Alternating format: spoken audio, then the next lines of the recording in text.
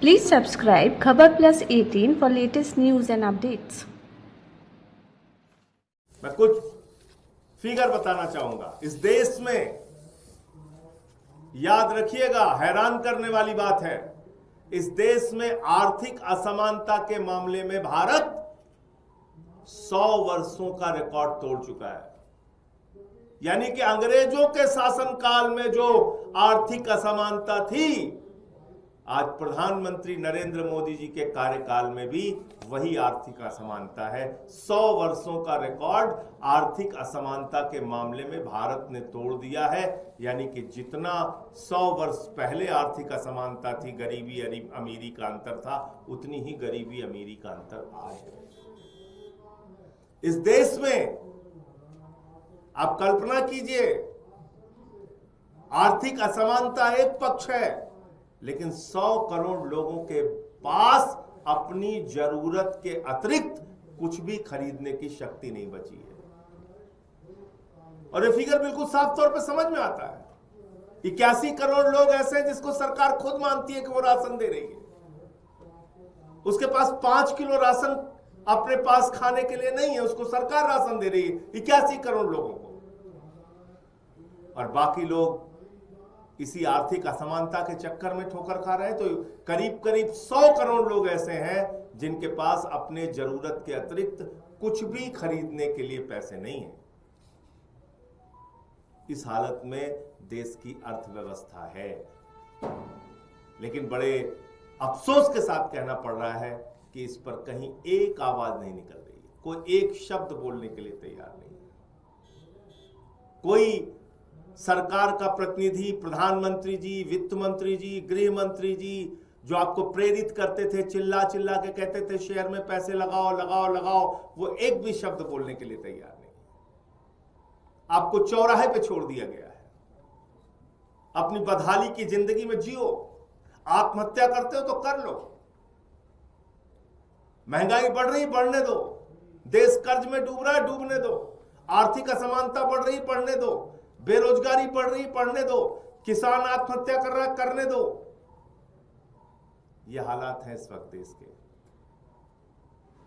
तो इसलिए मैं इस देश के लोगों से भी हाथ जोड़कर विनती करना चाहूंगा कि न समझोगे तो मिट जाओगे हिंदुस्तान वालों, तुम्हारी दास्तां तक न होगी दास्तानों में। इसलिए वक्त है इस देश को बचाने का। वक्त है इस डूबती हुई अर्थव्यवस्था के खिलाफ आवाज उठाने का। पार्लियामेंट का सेशन शुरू हो रहा है और उसमें इन सारे बिंदुओं पर, महंगाई का सवाल, कर्जे का सवाल, स्टॉक एक्सचेंज में 94 लाख करोड़ रुपए डूबने का सवाल, आर्थिक असमानता का सवाल, ये सारे सवाल उठाए जाएंगे। महंगाई का सिर्फ छोटा सा आंकड़ा मैं आपके सामने पढ़ना चाहूंगा कि सब्जियों के दाम में जो बढ़ोतरी हुई है पिछले 12 महीने में, वो हुई है 26.5%।